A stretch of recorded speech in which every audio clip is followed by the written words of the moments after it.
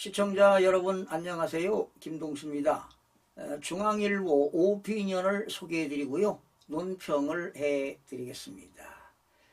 1110조 원에 이르는 자영업자 대출에 빨간불이 켜졌습니다. 연체액과 연체율이 급증하고 있는데요. 고금리와 경기 둔화, 소비 위축 속에 빚으로 버텨왔던 자영업자들이 한계 상황에 이르렀다는 이야기입니다. 신용평가기관인 나이스평가정보에 따르면요, 지난해 말 기준 335만 8,499명의 개인 사업자가 받은 자영업자 대출 잔액은 1,109조 6,658억 원입니다. 개인 대출과 기업 대출을 포함한 수치입니다. 1년 사이 대출은 2.5%, 대출자는 2.6% 늘었습니다. 우려스러운 건 급증하는 연체입니다.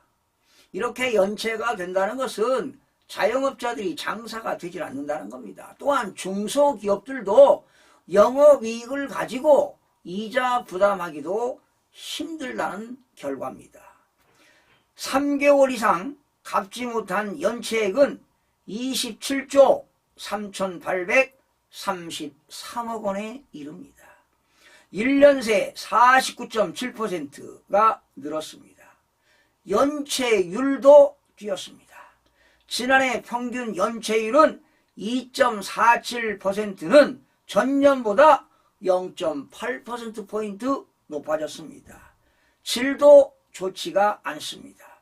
대출받은 자영업자들의 절반 가까이가 금융사 3곳 이상에서 돈을 빌린 다중채무자가 173만 1283명입니다. 충격에 쉽게 끊어질 약한 고리가 넓어졌다는 의미입니다. 연체율 급증의 원인 중 하나는 자영업자 대상 원리금 상환 유예 조치 종료입니다. 정부는 2020년 4월 자영업자를 대상으로 대출 만기 연장 원리금 상환 유예 조치를 시행했었습니다. 만기 연장은 내년 9월까지 미뤄졌지만 원리금 상환 유예는 지난해 9월에 종료가 되었습니다.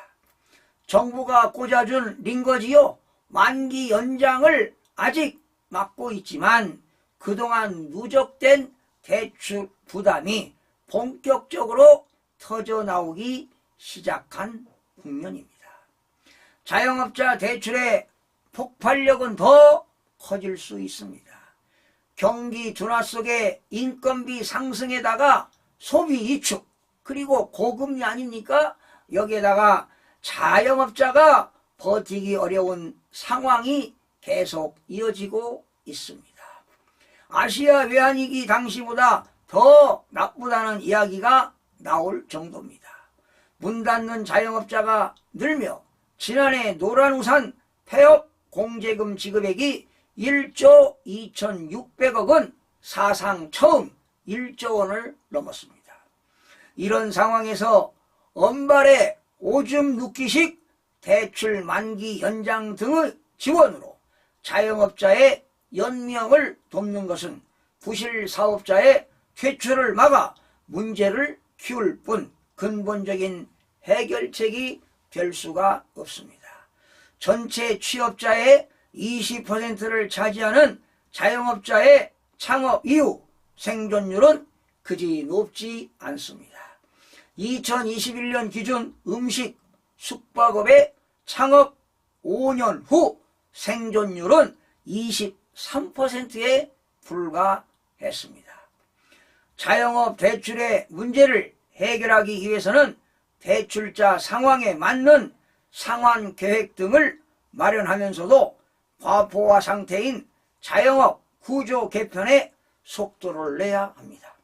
경쟁력 없는 사업자의 폐업을 지원하고 다른 일자리를 찾아 옮겨갈 수 있도록 범정부적 차원의 재교육 및 구직 연계 프로그램 등을 마련해야 할 것입니다.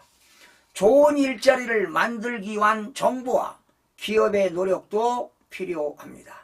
KDI인 한국개발연구원 보고서의 지적대로 청년층이 선호하는 대기업 일자리를 늘리도록 기업의 규모화를 저해하는 중소기업 지원 정책을 재검토해야 합니다. 일회성 연명 정책으로만로 자영업의 지급 위기를 막을 수는 없습니다. 당연한 얘기 아닙니까? 여러분, 실제 자영업자들이요 체감하는 경기 상태는 최악 상태입니다.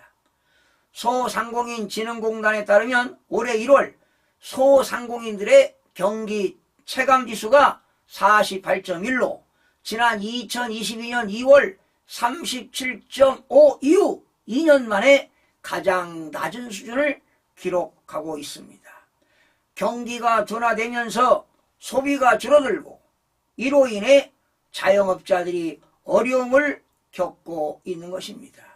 이것에 결국 추가 대출로 연결되고 있는 것으로 볼 수가 있는데요. 자영업자들의 각별한 관리가 필요할 때입니다. 시청해주신 여러분 고맙습니다.